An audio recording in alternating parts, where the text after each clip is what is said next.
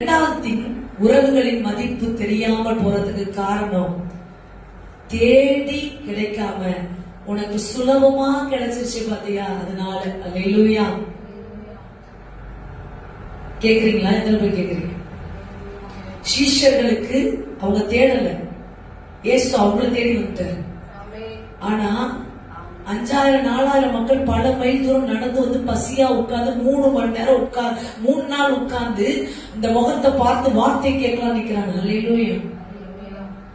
அவர்களுக்கு தெரிந்தது இவர் மூலமாக அற்புதம் நடக்கும். ஆனா கூடவே நடந்த சீஷர்கள், நான் 5 அப்பம் 2 மீனை வச்சு எப்படி ஆண்டவர் 5000 பேருக்கு நீங்க கொடுக்க போறீங்கன்றாங்க. அல்லேலூயா.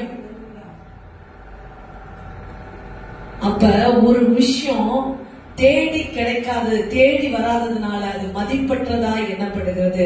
உங்க வாழ்க்கையிலையும் தேடி வராததுனால, அது சுலபமாக கிடைத்ததுனால அதுக்கு மதிப்பை நீங்கள் அளிக்காமல் இருக்கிறீர்கள். அல்லேலூயா.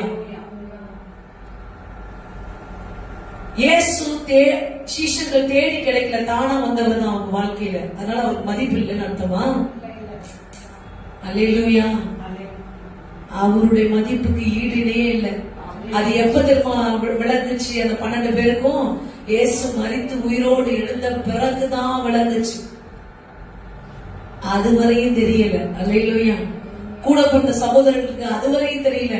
இயேசு மரித்து உயிரோடு எழுந்தாரு பாரு, எவ்வளவு பெரிய ஒரு பிரீஷியஸான ஒருத்தர் நம்ம கூட இருந்தாரு. அல்லேலூயா. அவரை நம்ம தொட்டோம், அவர் கூட இருந்தோம்.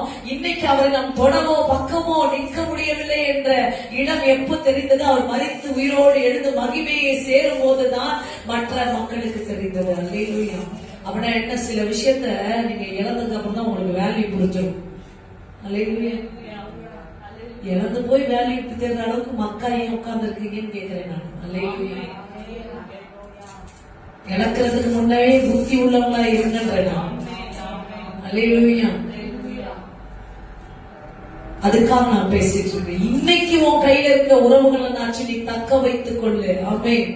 இழந்ததை தேவன் உனக்கு திரும்ப கொடுப்பார். அதை கர்த்தர் காட்டுக்கூட. நீ எப்ப தவறை உணர்கிறாயோ அன்றைக்கே உனக்கு அதை திருப்பி கொடுக்கணும்ன்ற மனநிலைக்கு தேவன் வந்துருவார். அதனால பேதுரு தவறை உணர்ந்து மறுதலிச்சு, ஆண்டவரே அப்பா நீங்க